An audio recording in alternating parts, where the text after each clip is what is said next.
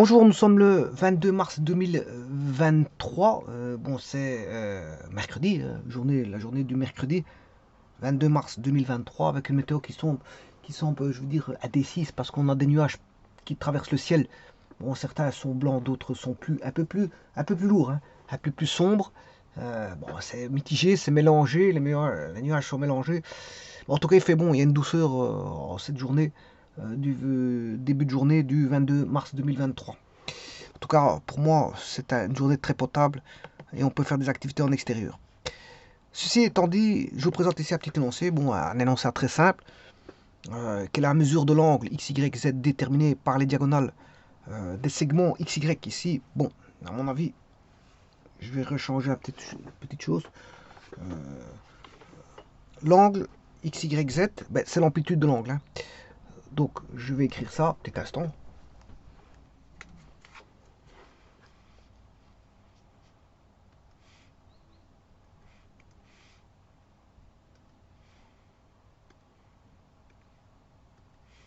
Donc, l'angle, c'est l'amplitude de l'angle x, y, z. Euh, et bien sûr, les segments, c'est les segments x, y et les segments y, z. Alors, deux faces adjacentes, c'est deux faces qui se touchent. Par exemple, celle-ci et celle-là. Par exemple, hein. Bon, ou alors, je pourrais prendre deux autres faces adjacentes, celle-ci et celle-là.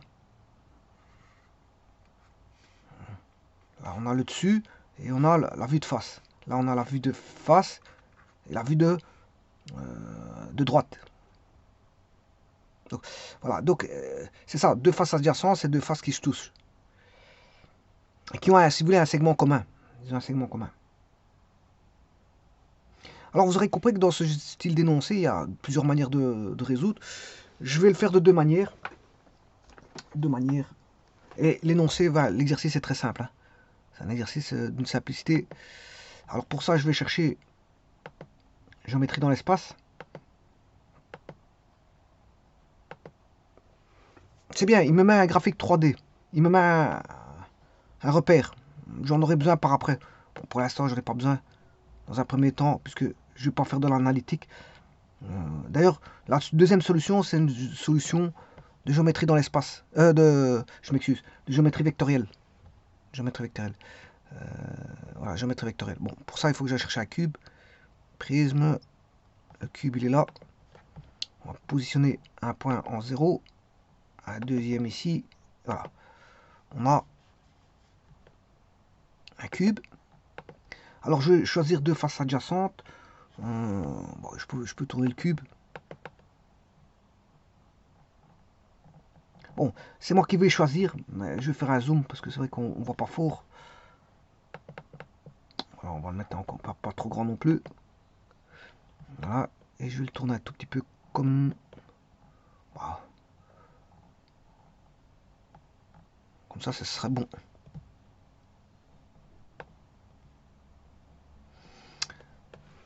Donc, les angles.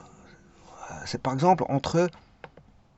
Bon, x, y, z, ça pourrait être deux faces adjacentes. C'est par exemple f... Bon, la première face, la vue du dessus, comme j'ai dit. Là, on a la partie haute, la partie du dessus. En voyant comme ceci, ce cube-là, c'est f, e, g, h. Donc, moi, je peux créer un segment f, FH.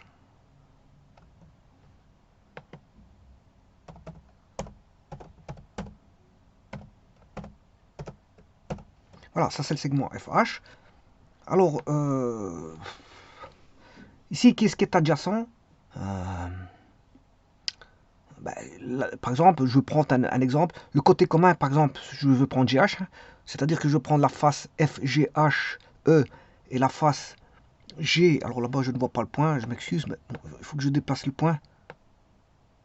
C'est C. Alors là-bas non plus, je ne vois pas. C'est quoi? Ça, c'est D. Là-bas, c'est B. Et le A, je le vois, il est ici, A. Voilà.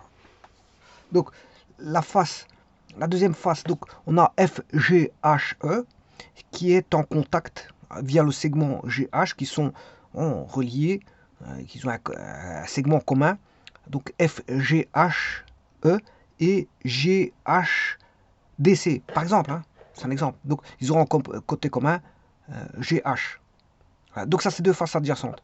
Eh bien je vais créer, j'aurais pu prendre une autre face adjacente, par exemple FGHE et EHDA.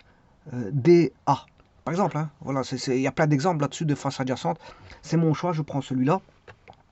Et donc le second segment, quand je disais tout à l'heure XY, XY et voilà, XY et YZ, vous aurez compris qu'il y a un sommet commun, c'est Y. Et là, ça va donner sur GeoGebra le Y c'est H.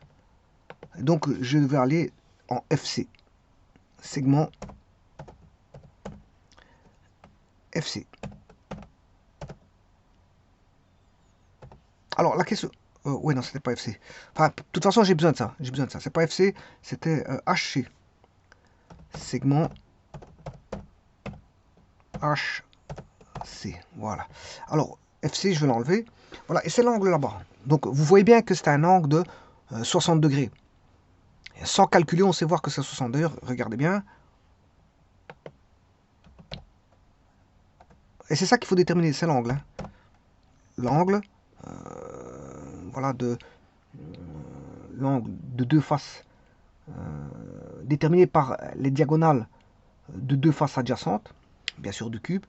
Alors là, je vais mettre le premier segment, c'est F, et le second segment, c'est G. Non, c'est pas ça, je m'excuse. C'est pas ça, c'est H. Voilà, ou plutôt HF.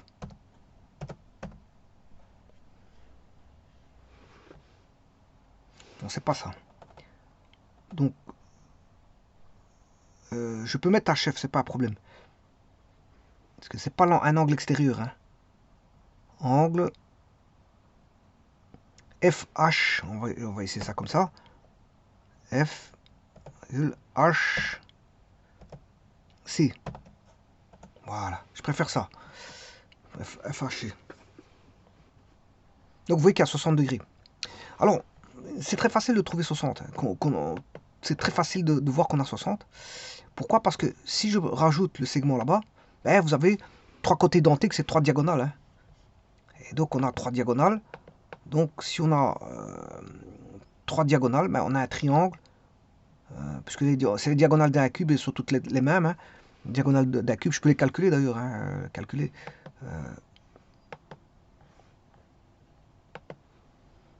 C'est diagonale d'un cube. C'est diagonale d'un carré. Enfin, diagonale d'une face d'un cube, c'est le diagonale d'un carré. Donc si vous avez ceci, voilà. Vous avez ça. Alors je rappelle, si ça c'est A, puisque c'est un carré, là ça vaudra A. Et donc, ce côté que j'appelle C, ben, c'est du Pythagore. C'est A carré plus A carré. Simplement, c'est du Pythagore particulier parce qu'il y a deux côtés identiques. Donc c'est A, c'est pas A carré plus B carré, mais c'est A carré plus A carré. Et donc, A carré plus A carré, ben, ça fait 2 A carré, on sait les sommer. Voilà. Donc ici, comme A est strictement est positif, plus grand ou égal à 0, parce que on a quelque chose, hein, on a une cote, on est en géométrie ici, donc les mesures sont strictement positives, parce que s'il n'y a pas de mesure, ça veut dire que c'est nul, il n'y a pas de distance.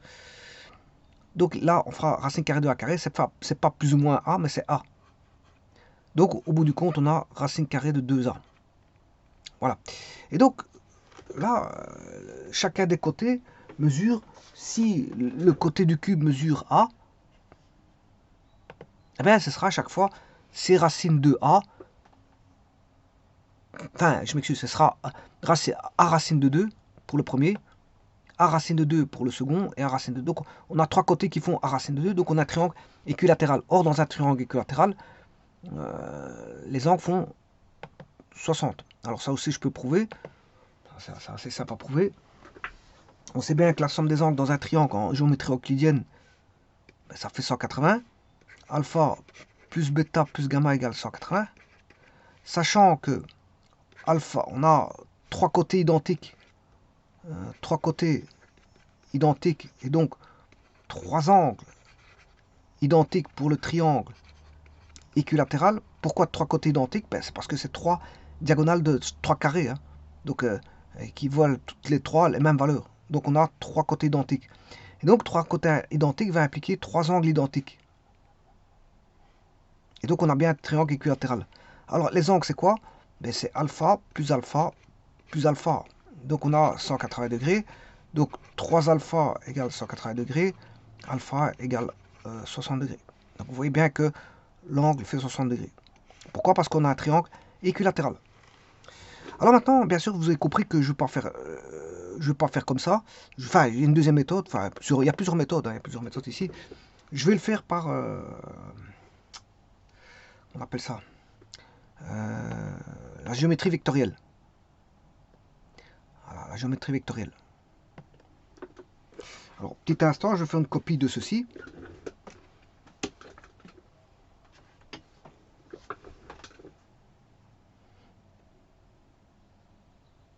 Impression écran.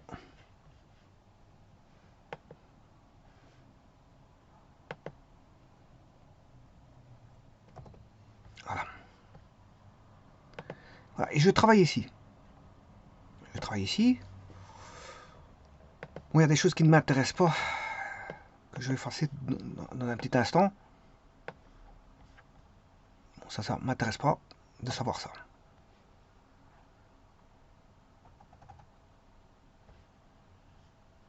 Sélectionner.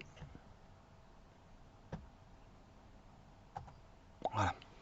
Alors maintenant, ce que je vais faire, comme je vais faire de la géométrie vectorielle, mais en vérité, je vais faire de la géométrie vectorielle analytique. Analytique, c'est-à-dire que je vais positionner quand même un repère.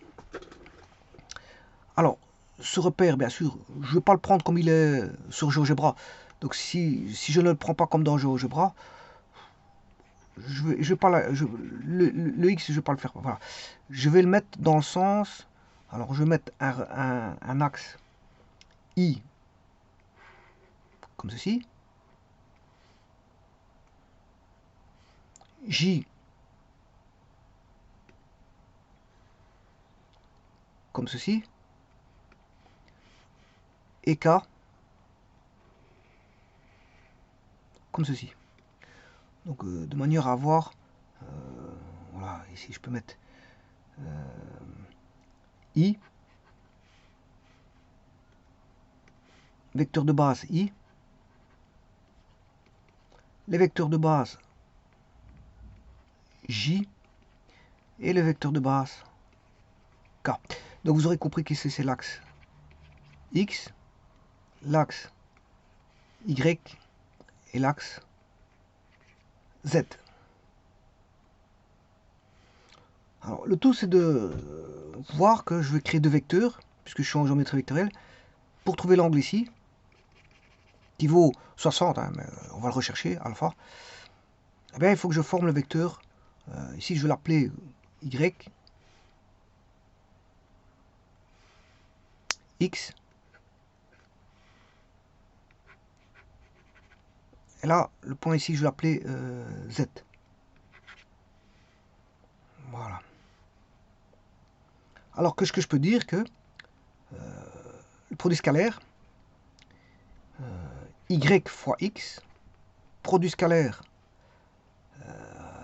Y fois Z,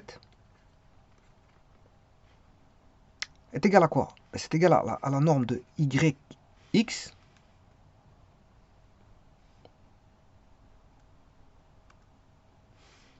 la norme du vecteur YX, bon, la norme, je peux l'écrire avec deux barres,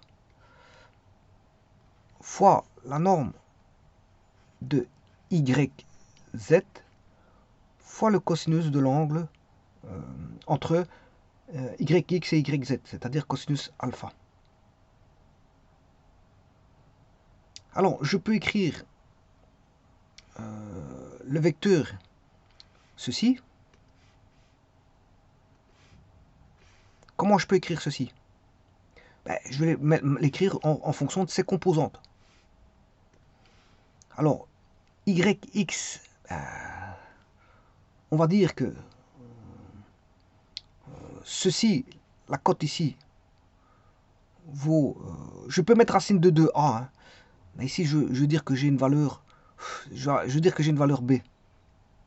Voilà, une valeur B. Et là, on a une valeur B. Et là aussi, on a une valeur B.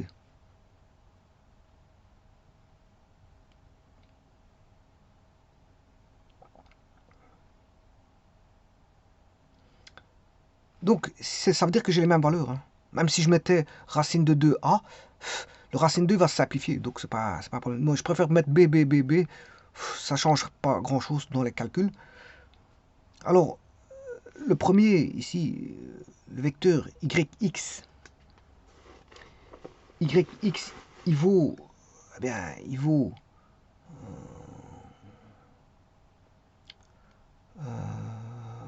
non, je vais changer ça, je m'excuse. Je ne vais pas travailler par rapport à la diagonale. Je vais travailler par rapport à, aux composantes. Donc ici, je vais dire que j'ai A. Voilà, là on a A. Ici on a A.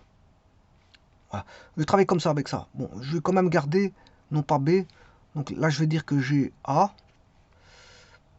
De là à là. Puis de E à Y, on a la valeur A. De Y à ce point ici. Oui, attention que le X ici, c'est l'axe des X. Hein. Pas confondre avec le point X ici. Ça, c'est un point X. Bon, je vais l'appeler X'. Parce que c'est vrai que...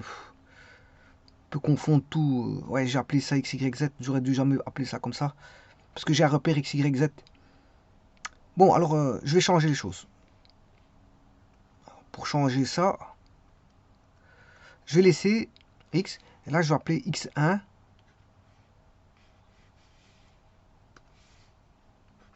X2.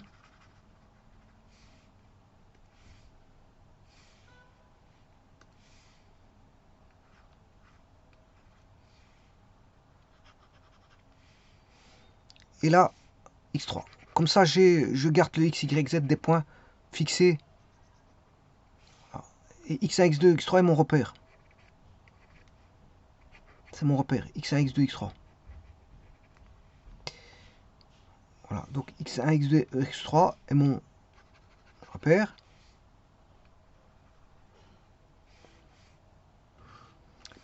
Et donc, si je veux évaluer le vecteur YX en X,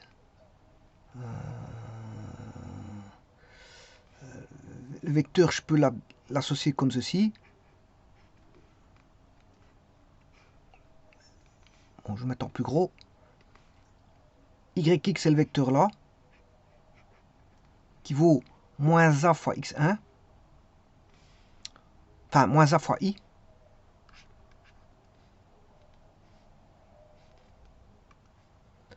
Moins A fois I. Plus ce vecteur là, qui est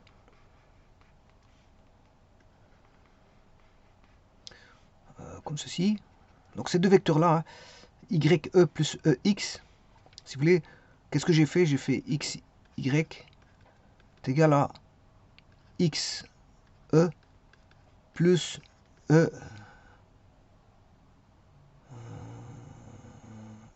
Non, c'est YX. YX. Ouais, c'est de Y vers X. De Y vers X, c'est X. C'est YE.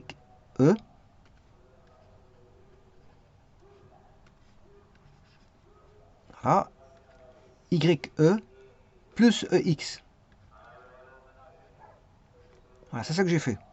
Alors, YE, ben, c'est moins A fois I. Voilà, on va dans le sens contraire de l'axe X1, moins A fois I. Et ce sens-là va dans le sens contraire de l'axe X2. Donc c'est moins A fois J. Voilà. Et donc j'évalue, je suis en train d'évaluer tout simplement ceci. Hein.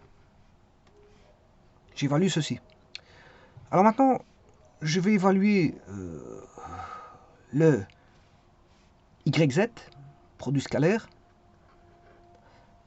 YZ. Alors YZ, c'est Y. Alors le point là-bas, je ne sais pas comment il s'appelle. Je ne sais plus comment il s'appelle. C'est D, je crois. C'est le point D. Ici, c'est le point D. Donc, ce sera YD plus DZ.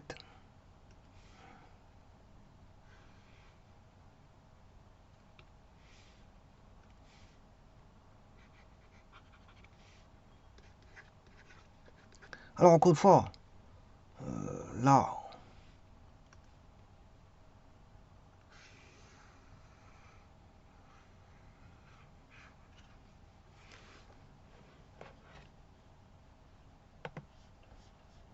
je vais faire un peu de place.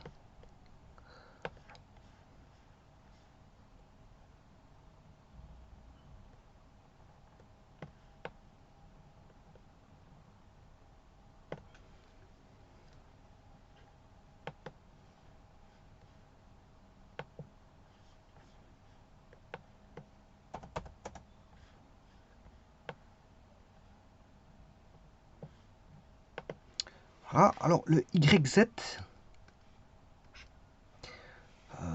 bien, on va dans le sens contraire de l'axe des K. Hein, donc, c'est YD. Donc, YD, on va dans le sens contraire, donc c'est moins A fois K. Et le DZ, il va dans le sens contraire de l'axe des J. Moins AJ. Voilà. Et donc ça, c'est égal à la norme de YX. La norme de YX,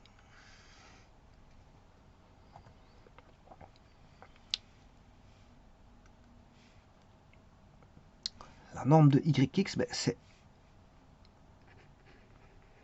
A au carré, c'est un triangle rectangle, A carré plus A carré. Racine carrée.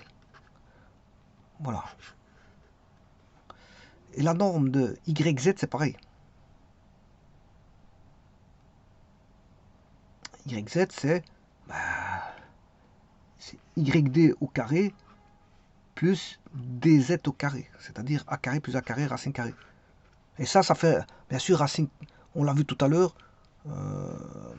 racine de 2A pour les deux. Donc A carré plus A carré, multiplié par le cosinus de l'angle alpha. Et voilà, c'est sur base de ça qu'on peut trouver l'angle alpha. Voilà, parce que l'égalité qu'il y a là, c'est l'égalité que vous avez ici. Cette égalité là, ben, je l'ai retranscrit sous forme de normes, de produits de vecteurs et de normes.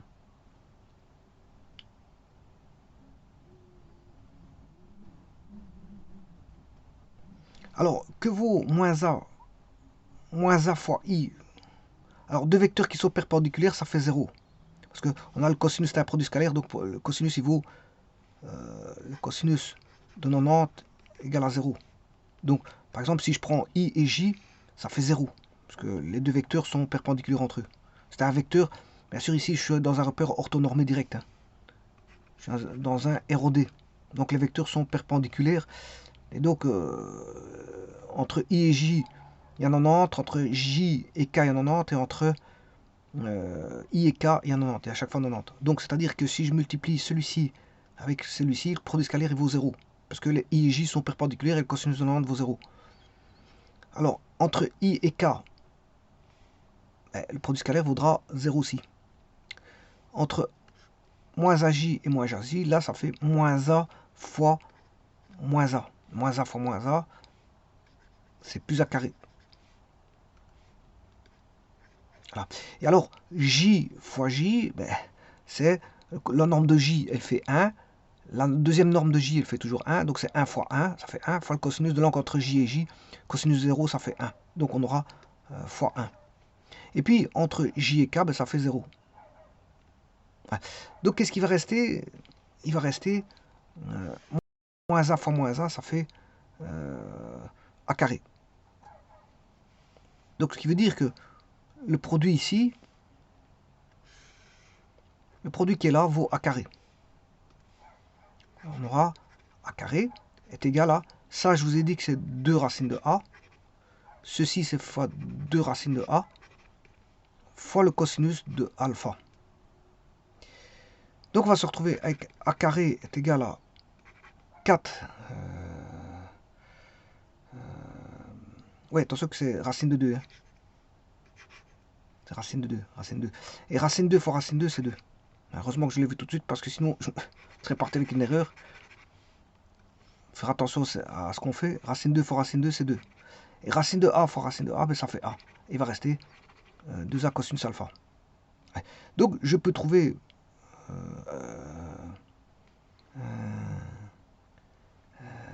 oui, attention qu'ici c'est pas racine de a. C'est là que je m'étais trompé.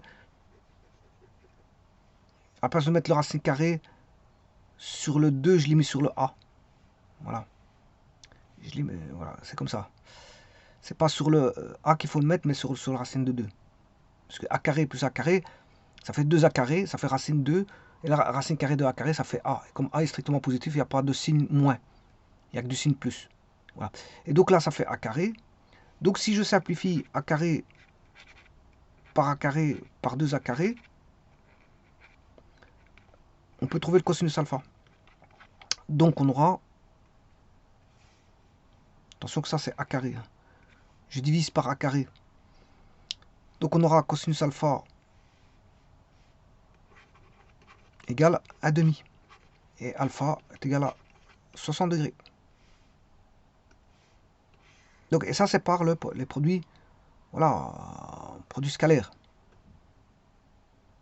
Donc par les produits scalaires, on peut trouver l'amplitude d'un angle. Et donc en géométrie analytique, je m'excuse, en géométrie analytique dans le plan, ben, on fait intervenir la géométrie analytique vectorielle.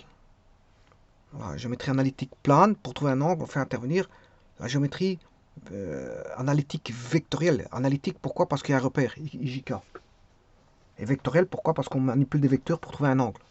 Et donc, les angles sont trouvés grâce à la géométrie vectorielle. Donc, on a induit de la géométrie vectorielle, la géométrie analytique vectorielle, dans la géométrie spatiale, voire géométrie plane, pour trouver des angles. Pour trouver des angles, on sait le faire avec la géométrie, en géométrie analytique, pour trouver des angles, on sait dans l'espace, bien sûr, pour trouver des angles en géométrie analytique de l'espace, eh bien, on peut induire de la géométrie analytique vectorielle. Analytique, pourquoi? Parce qu'il y a un repère IJK, voilà, qui est fixé, généralement un ROD, hein, voilà, perpendiculaire, normé et orthogonal.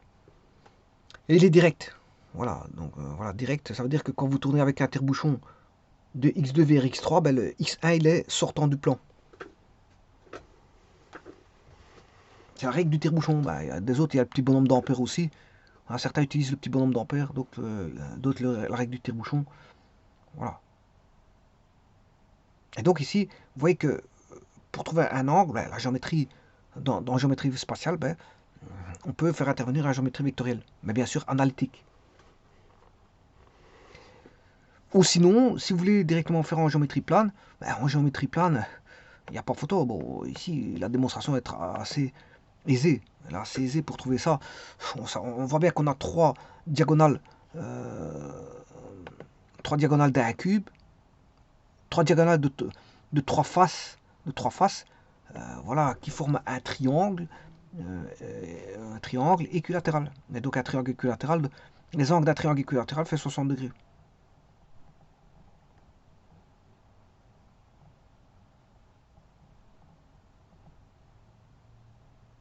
Bon, j'aurais pu faire ça avec des autres. Des autres, par exemple, segment HA.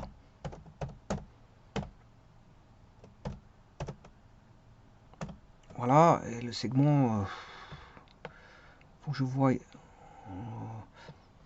FA.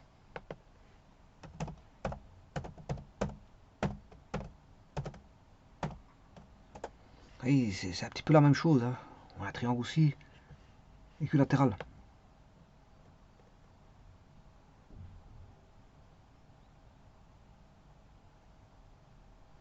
Donc, si vous en voulez un autre, je peux relier. Bon, je vois pas les points, c'est CA. Je peux relier CA.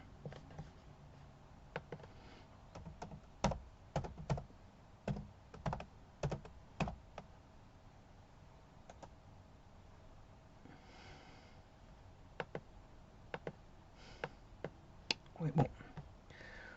On a compris que c'est le commande inconnu, mais problème, encore faut-il le changer, segment.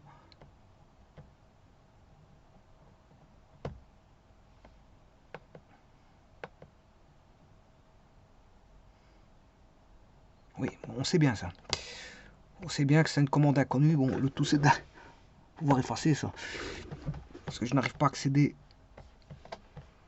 On va essayer de regarder après ça. Je vais agrandir ça comme ça. Voilà. Parce que sinon je n'arriverai jamais à accéder au lieu où je dois me rendre. Si je ne fais pas un zoom. Segment C,A. Voilà, et là, on a de nouveau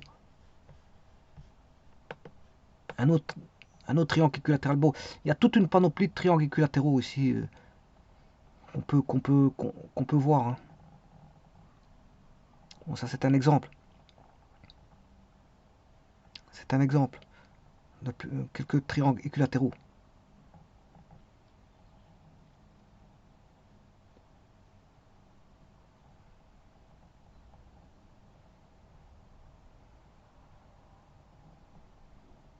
Le tout, c'est de réunir toutes les diagonales. Vous verrez tous les triangles équilatéraux qu'on a. Hein. Chaque fois que vous mettez une diagonale, vous mettez toutes les diagonales possibles. À une face, vous en avez deux. Donc, c'est de mettre toutes les diagonales. Hein. Voilà. Donc, c'est-à-dire que je peux les construire diagonale GE.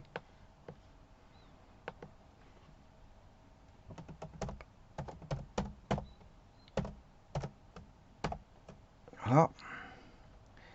Diagonale GD.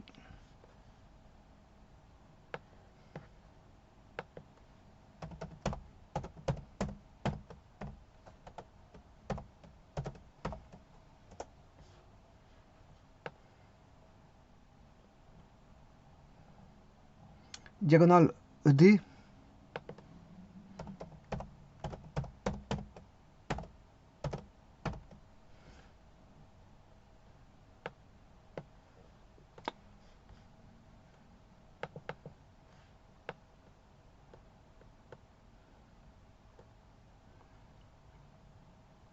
Voilà, là, il y a une diagonale. Je ne vois pas le côté. Diagonale GB, je crois.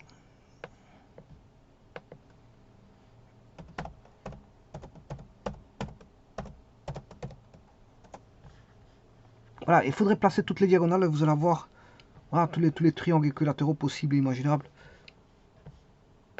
que vous allez avoir. Voilà, je peux remettre des haches.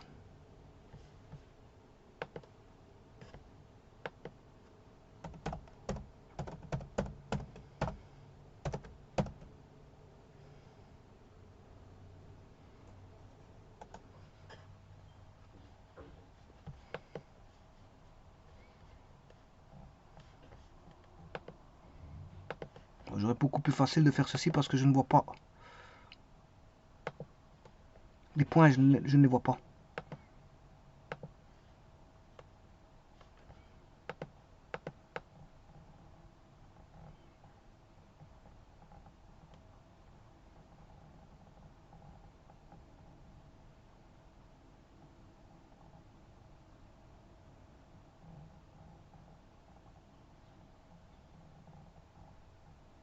Alors, à mon avis, je crois que tout est fait ici.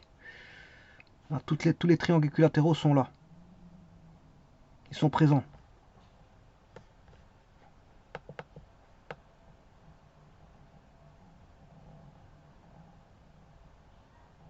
Alors, pour avoir une bonne vue de face, il suffit d'aligner les deux diagonales de voilà.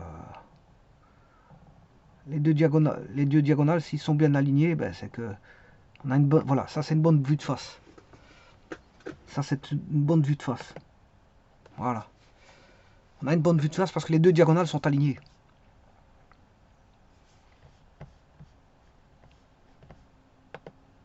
La diagonale du plan avant et du plan arrière, c'est ça que je veux dire.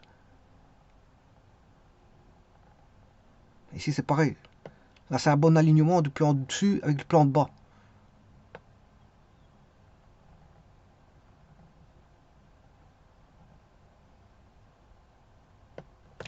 Je vous remercie.